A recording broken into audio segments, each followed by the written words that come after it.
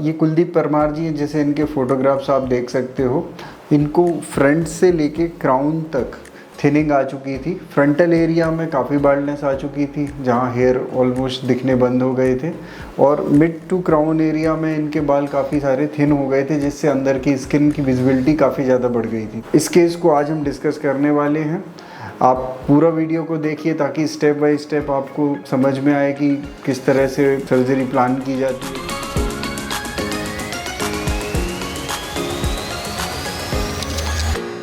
Hello, मैं doctor Ankit Kumar Jain, dermatologist and hair transplant surgeon, hair free hair grow clinic Bhopal branch. तो आज हम बात करने वाले हैं हमारे एक पेशेंट कुलदीप परमार जी की, जिनकी ग्रेड 5 बाल्डनेस आ चुकी थी। इसमें इनका फ्रंट से लेके क्राउन तक थिनिंग आ चुका था। फ्रंट एरिया में काफ़ी ज़्यादा रिसीडिंग हो गई थी, जहाँ पे बाल ऑलमोस्ट दिखने बंद हो गए थे, और मिड और क्राउन एरिया में थिनिंग इतनी आ गई थी कि अंदर का स्कैल्प विजिबिलिटी आ चुकी थी।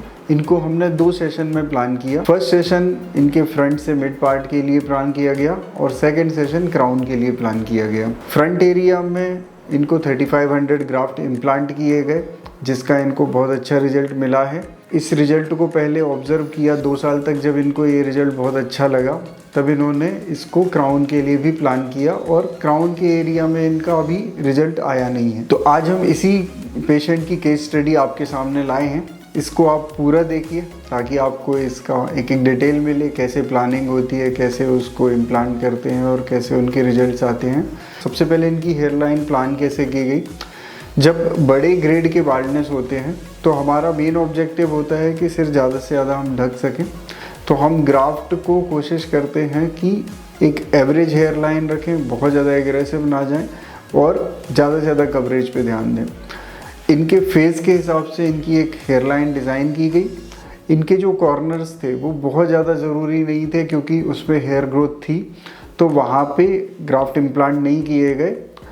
इसके बाद जो हेयर लाइन बनाई गई और मिड पार्ट तक, पहले पार्ट में इसकी पूरी प्लानिंग रखी गई, जैसा कि आप देख सकते हो। इसके बाद सर्जरी में इनको जो स्लिटिंग की गई और जो ग्राफ्ट का इम्प्लांटेशन किया गया वो किस डेंसिटी से किया गया, ये आपको पिक्स में दिख जाएगा। इसके बाद ये फॉलोअप्स पे आए 2 मंथ बाद, 4 मंथ बाद। तो जैसे 4 मंथ का आप पिक्चर्स देख रहे हो, इसमें ये शेडिंग फेज से जस्ट रिकवर हुए हैं, और इनके वापस से थोड़े थोड़े बाल आने शुरू हो गए हैं। आप देखोगे जिन हिस्सों में बिल्कुल भी बाल नहीं दिखते थे, वहाँ कुछ कुछ बाल दिखने शुरू हो गए हैं, और छोटे छोटे बाल निकलते हुए दिख रहे हैं। तो 4th मंथ में क्योंकि इनके बाल थोड़े इसलिए दिख रहे हैं क्योंकि उसके जो पहले 3 महीने थे वहाँ पे शेडिंग फेज चलता है। शेडिंग फेज क्या होता है, जिसमें आपके जब ग्राफ्ट डोनर एरिया से रेसिपिएंट एरिया में लगाए जाते हैं तो वो एक तरह का स्ट्रेस झेल रहे होते हैं। तो इस कारण से वहाँ पे हेयर टिलोजन फेज में चले जाते हैं, और टिलोजन फेज में जाने के कारण वहाँ पे हेयर शाफ्ट जल्दी जल्दी गिरने लगते हैं। तो जो भी हेयर हमने लगाए होते हैं वो हेयर शेड हो जाते हैं, और वहाँ पे एरिया काफ़ी खाली दिखने लगता है।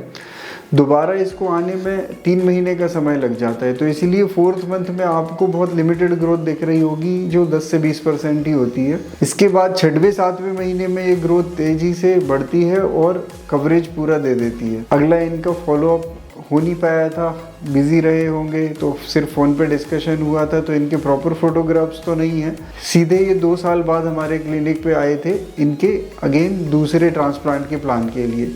तो इन्होंने बताया कि इन 2 साल में इनको बहुत अच्छी ग्रोथ रही और कोई परेशानी नहीं आई। तो 2 साल बाद इनकी जो ग्रोथ है उसके हम रिजल्ट्स अभी शेयर कर रहे हैं। इनको ये रिजल्ट सफिशिएंट लगा, पसंद आया, तभी इन्होंने क्राउन का सेशन भी हमारे यहाँ से ही प्लान किया। क्राउन के सेशन में हमने इनको 1500 ग्राफ्ट प्लान किए। इस बार अगेन क्योंकि डोनर एरिया एक बार यूज़ हो चुका था, तो हमने उसको एग्जॉस्ट ना करते हुए उसमें से कम ग्राफ्ट निकाले, और कुछ ग्राफ्ट हमने बीएड के लिए, ताकि वहाँ मिक्स करके क्राउन एरिया में लगाए जा सकें। तो इससे हमने इनकी प्लानिंग की और पीछे के हिस्से में इम्प्लांट किया। इसका इम्प्लांट भी आप देख सकते हो किस तरह से किया गया है। उसके बाद अभी इनको 5 महीने हुए हैं और इनके में इतना कवरेज ऑलरेडी आ चुका है। अभी आप क्राउन एरिया की कंडीशन देख सकते हो, उसमें काफ़ी कवरेज दिखने लगा है। क्राउन का रिजल्ट जनरली हेयर लाइन से थोड़ा स्लो चलता है, तो अभी 2 या 3 महीने में ये रिजल्ट और बेहतर हो जाएगा, काफ़ी ज़्यादा घना हो जाएगा, और इस तरह से इनका जो पूरा कवरेज है वो किया जा चुका है। आप देख रहे हैं कि बड़े ग्रेड की प्लानिंग किस तरह से की जाती है। एक ही बार में अगर अगर आप पूरा कवर करना चाहें तो कई बार ऐसा होता है कि आपका डोनर अलाउ नहीं करता, और अगर आप बहुत एक्सेसिव एक्सट्रैक्शन कर लें तो डोनर एरिया पैची दिखने लगता है, जो कि इनके केस में आप देख सकते हो कि 2 बार यूज़ होने के बाद भी इनका डोनर नॉर्मल दिख रहा है, पूरी तरह से वहाँ पे कोई ज़्यादा पैचेस नहीं दिख रहे हैं, क्योंकि हमने कोई भी एरिया बहुत एक्सेसिवली एग्जॉस्ट नहीं किया है, बहुत ज़्यादा एक्सट्रैक्ट नहीं किया है। तो ये बैलेंस तरीके से करना ज़रूरी है कि आपका डोनर भी ख़राब ना दिखे और आपके रेसिपिएंट एरिया में भी प्रॉपर हेयर लुक आ जाए। तो इस तरीके से ये पूरे केस की प्लानिंग की गई थी। उम्मीद है ये केस स्टडी आपको अच्छी लगी होगी। अच्छी लगी है तो वीडियो को लाइक शेयर ज़रूर करें। हमारे चैनल पे हम बहुत सारे हेयर ट्रांसप्लांट के जर्नीज़ और उससे नॉलेज रिलेटेड वीडियोस भी डालते रहते हैं, तो उनकी इन्फॉर्मेशन भी आपको मिलती रहेगी। इसके लिए आप सब्सक्राइब करके बेल आइकन को ज़रूर प्रेस कर लें। Thank you.